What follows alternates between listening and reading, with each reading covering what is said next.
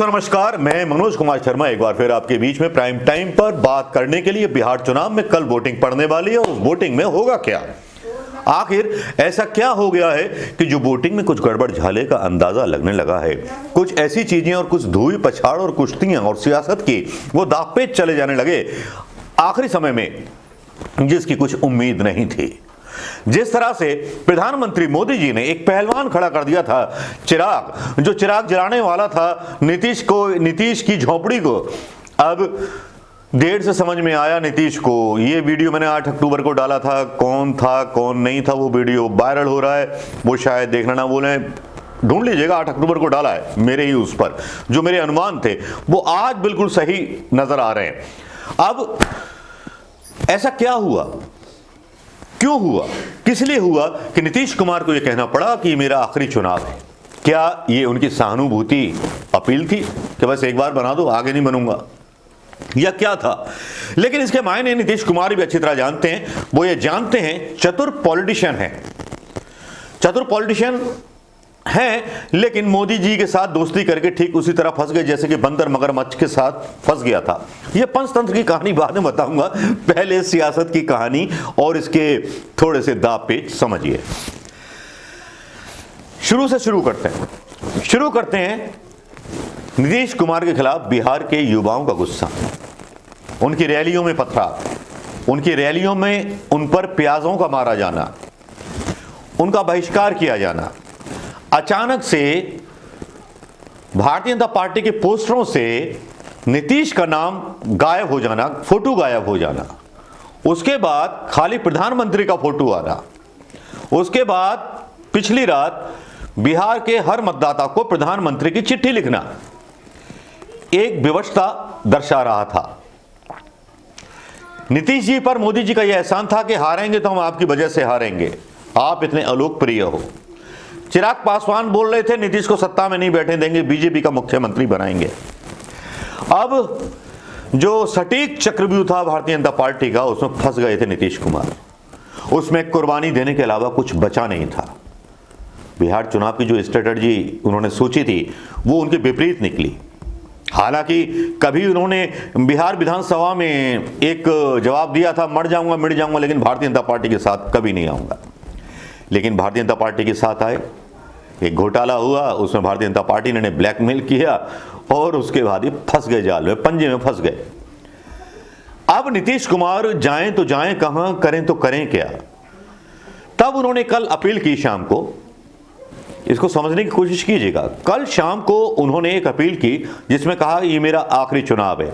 एक तरह से अपने समर्थकों को एक ऐसा संदेश देने की कोशिश की जिसमें उन्होंने कहा सीधे सीधे कि भारतीय जनता पार्टी को वोट मत डालना, मैं तो जीतूंगा नहीं, लेकिन भारतीय जनता पार्टी को हराने में कसर मत छोड़ना। अब इसको लेकर के गोदी मीडिया और दुनिया भर का आज तक हो या एबीपी चैनल हो, सब लग गए अपने अपने हिसाब से मनन करने। लेकिन बिहार की जो पॉलिटिक्स होती है वो चक्रव्यूह से भी ऊपर की, मतलब ऐसी पॉलिटिक्स होती है जो अच्छों का दिमाग हिला देती है। इंटरनली संन्यास की बात बोल करके नीतीश कुमार ने तेजस्वी यादव को एक तरह से अभयदान दे दिया, अपने समर्थकों को बोल दिया कि मुझे तो हराया जा रहा है, मेरी बेइज्जती की जा रही है, मेरा आखिरी चुनाव है, और बेइज्जती कौन कर रहा है आप लोग जानते हो, तो वोट तेजस्वी को दे देना, चिराग पासवान को मत देना और बीजेपी को मत देना। क्या आप समझते हैं इस आकलन के पीछे की क्या सच्चाई होगी, या इस सच्चाई से आप वाकई रूबरू हैं या समर्थन करते हैं इस सच्चाई का? क्योंकि जहां तक शुरू से, जब से शुरू हुआ है बिहार चुनाव, तब से आप सोचिए कि किस तरह से नीतीश कुमार को साइड ट्रैक किया गया, किस तरह से चिराग पासवान की एंट्री होती है, किस तरह से चिराग पासवान की एंट्री के बाद चिराग पासवान का बयान आता है कि मैं मोदी जी का हनुमान हूं, और उसके बाद प्रधानमंत्री मोदी आते हैं अपनी रैलियों में, एक बार भी चिराग पासवान पर हमला नहीं करते, चिराग पासवान मोदी जी पर हमला नहीं करते।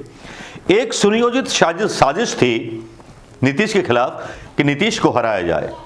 शायद नीतीश को यह बात देर से समझ में आई, और देर से समझ में आने के बाद एक तरह से बिहार का पोल जो कल होने वाला है उसमें बड़े क्रांतिकारी एक तरफा वोट पड़ने वाले, मैं आपको बता दूं, ये जो चुनाव है अब बिहार वर्सेस मोदी हो गया या बिहार वर्सेस गुजरात हो गया है, जहां नीतीश कुमार ने अपना मैदान छोड़ दिया है। हालांकि कांग्रेस का भी बयान आता है, कांग्रेस अपने दावे करती है कि वो हार चुके हैं, थक चुके हैं। हालांकि तेजस्वी भी यही बात बोलते रहते हैं, लेकिन यहां समझिए, चीजों को समझना भी पड़ेगा।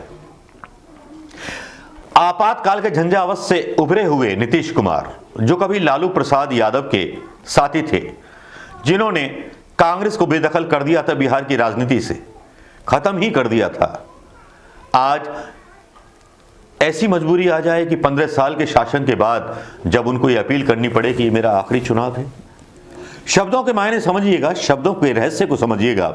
शब्दों के रहस्य जो मेरी समझ में आए वो ये हैं, और गोदी मीडिया जो रहस्य समझा रहा है वो ये है कि एक संवेदनात्मक जो है अपील है, मेरा आखिरी चुनाव है, जिता दो। उन्हें बेचारा करके बताया जा रहा है, एक बिहारी को बेचारा करके बताया जा रहा है। ये बड़े शर्म की बात है, क्योंकि इससे साफ पता चलता है कि किस तरह से भारतीय जनता पार्टी के संगठन की मानसिकता है, किस तरह से अपने भागीदारों को बेइज्जत करती है, उनके साथ पॉलिटिक्स खेलती है। मैंने बात की थी ना आपको, बंदर और मगरमच्छ की दोस्ती, ये पंचतंत्र की कहानी है। चलिए सुना देता हूं। ये कहानी है, एक बंदर और मगरमच्छ की दोस्ती हो गई। बंदर रहता था पेड़ पर नदी किनारे, मगरमच्छ आता रहता था तो बंदर जो था उसको सेब वगैरह फल वगैरह डालता रहता था। अब दोनों में दोस्ती हो गई। अब दोस्ती हो गई, कोई बात नहीं, आना जाना शुरू हो गया। आना जाना क्या शुरू हो गया, बंदर ही उसकी सेवा करता रहता था मगरमच्छ की, मगरमच्छ कभी सेवा करता नहीं था। तो एक दिन बंदर बोला मगरमच्छ से, यार हमारी दोस्ती हो गई है, कभी कभी उसको अपनी पीठ पर बिठा करके नौका विहार या नदी विहार करा दिया करता था मगरमच्छ। तो एक दिन बंदर बोला, यार तुम अपने भी देखो वो घर ले चलो। मगरमच्छ से बोला कि हाँ यार जरूर। तो मगरमच्छ अपने घर की तरफ चल दिया और बीच मझधार में बोला, मैं अब तुम्हारा दिल खाऊंगा, भूखा हूं। बंदर ने अपने माथे पर हाथ ठोक लिया। ठीक वैसे ही बंदर की हालत नीतीश कुमार की हो गई है, जो मगरमच्छ रूपी मोदी जी की पीठ पर सवार थे। नीतीश का पूरी तरह से मटिया मैट कर दिया भारतीय जनता पार्टी ने। कहते हैं ना कि एक किसी राक्षस से मैं तुलना नहीं करना चाहता, आपको भी कहावत याद आ रही होगी, जो एक थी, मतलब जब समुद्र पार कर रहे थे हनुमान जी, उस तरह से ताड़कासुर थी या क्या थी, सुरैना थी, मैं थोड़ा सा नाम भूल रहा हूँ। जब हनुमान जी उसके मुख से और वहाँ से नाक से निकल आए थे, जरा कमेंट करके बताइएगा, भक्त हो तो जरा बताइएगा, मुझे इतनी नॉलेज नहीं है। तो उस ताड़का, तो उसी तरह से मोदी जी ने उनका दिल, राजनीतिक दिल, मगरमच्छ बन करके खा लिया। लेकिन एंड टाइम पर इस बंदर को भी अकल आ गई। इसने भी उस मगरमच्छ को यह बताया कि यार दिल तो हम साथ में रखते ही नहीं, पेड़ पर लटका के रखते हैं, दिल कहां से खा लोगे, चलो जरा सा मोड़ो गाड़ी, मैं दिल देता हूं तुम्हें। यार कमाल है यार, तुम पहले ही बोल देते। अब मगरमच्छ समझा कि बाकी दो दिल होते होंगे, दिल ये पेड़ पे रखते होंगे, इसलिए कूदते फिरते रहते हैं। बंदर बुद्धिमान था नीतीश कुमार की तरह। मगरमच्छ उसको उसके वहां तक लेके आया और उसके बाद उसको छोड़ा। बंदर सीधे अपने पेड़ पर चढ़ गया और उसको बोला, भैया नमस्ते, आज के बाद तेरा यकीन नहीं करूंगा। तो बिहार की सियासत में पंचतंत्र की कहानी का यह मतलब सीधे सीधे बता देता है कि बंदर ने धोबी पछाड़ मार दिया है मगरमच्छ रूपी प्रधानमंत्री मोदी को और शाह की सियासत को। दोस्तों कैसा लगा ये वीडियो अच्छा लगा हो तो शेयर कीजिएगा दोस्तों। नमस्कार, जय हिंद।